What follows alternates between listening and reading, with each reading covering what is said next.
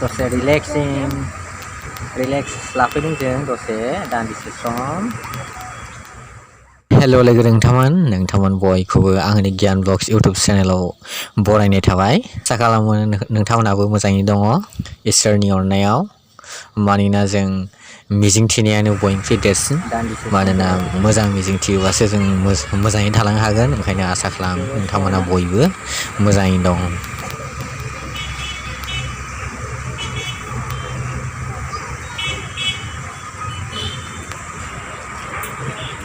दोनगोन अबेथिंमोन दे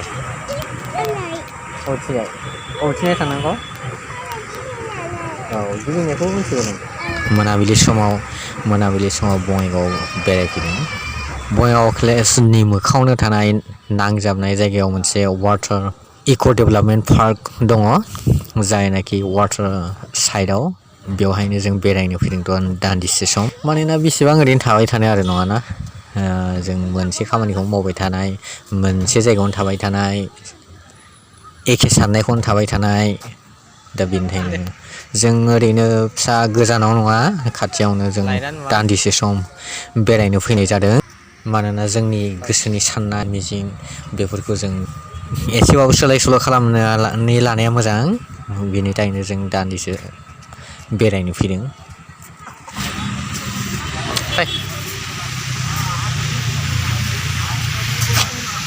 नों बबाव फैदों गियान मा बिबे मा होनदोंमोनलाय आइ लाभ बङाइगाव ना आइ लाभबो दं ना बबे सथा गियाना सथा गियानलै इयो ना नोंथांमोनाबो बेरायफैखाबाय जानांगौ बे बेहाय बङाइगाव इक' डेभेलपमेन्ट पार्कआव मानोना बेवहाय बिराद समायना आरो जायगाफोरखौबो माखासे थाबायनायनि मानायनि बिराद मोजां साजायनानै दोननाय जादों आरो खाथियावनो बिबार गायनाय दं बेनिफ्राय रेलिंबो दंखायो बुंनो थाङोबा नैबे जोंथ' दा मेसें बोथोरावसो फैदों नाथाय बे मेसें बोथोराव एथबां आरो बेनिफ्राय दैज्लां समाव बिराद मोजांसिन जायो बाहाय मानोना साइडआव खाथियावनो दै थाबाय बेनि थाखायनो जोबोद थान्दा आराम जायो आरो बेनिफ्राय दैज्लां समावथ' मा खालामगोन मा मागोन जायोना ओंखायनो बे समाव बे जायगायाव बेरायनो मानो दैज्लां समबा साबसिन जायो जों फैनायनि थांखियानो माने जों बै खाथियाव मोनसे खामानि लानानै फैनाय जादों दा बेनिखायनो जों दान्दिसे सम बेलासि खाबायबो सान हाबहांबायानोसै सान हाबहांनायखाय जों बाहायनो दसे बेरायलांसै होननानै जों बेरायफैनाय जादों बे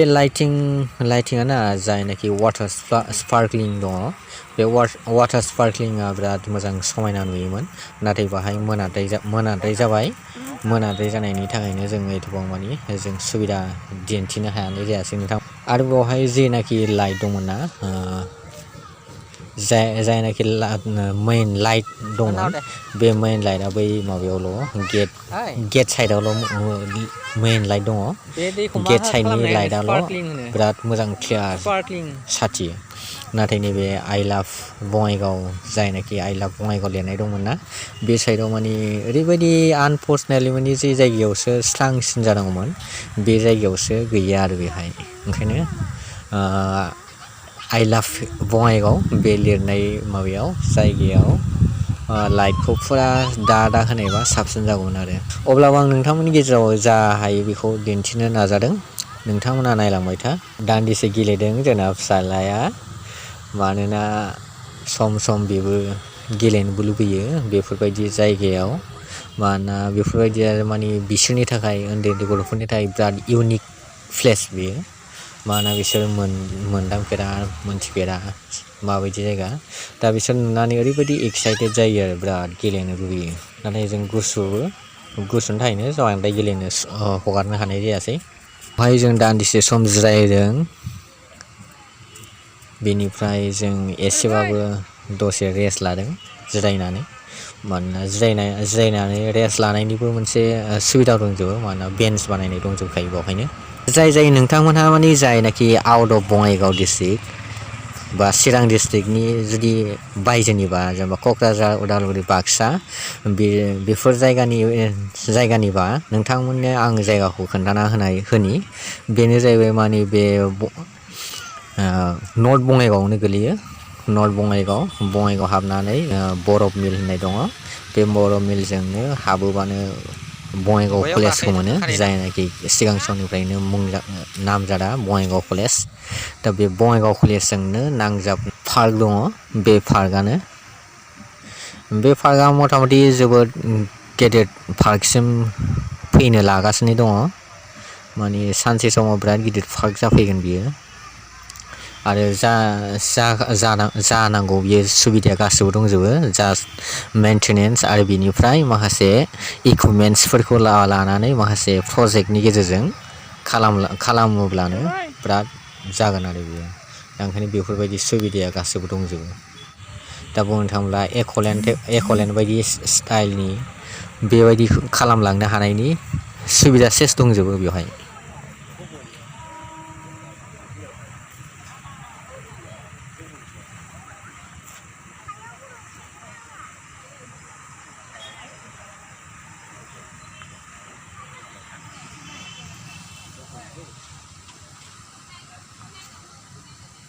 दा बिदिब्ला भिडिअखौ नायजोबनायनि थाखाय नोंथांमोन बयखौबो आं खनसेबाव रोजा रोजा साबायखर बावहरनाय थाबावबाय नोंथांमोना जुदि आंनि बे चेनेलाव गोदानब्ला जाहाथे चेनेलखौ साबस्क्राइब खालामो आरो बेनिफ्राय खाथियाव थानाय बेल आइकनखौ थुनानै अलाव थुनानै होबावो बिनि थाखाय आं गुरै खावलायनाय थाबाय मानोना नोंथांमोननि फिसा साबस्क्राइबाव खालामनायानो आरो साबस्क्राइबाव थुनायानो आंनि थाखाय जोबोद गिदिर मोनसे बिखावथि लाबोगोन दंफां गोनां बिबाराव दंफैयो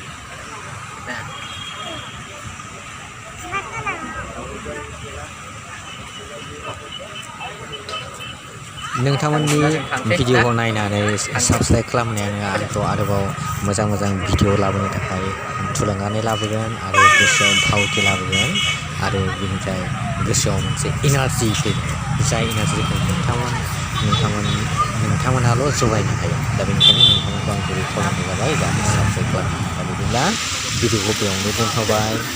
लाभ इउ टु अल बाय बाय थांदो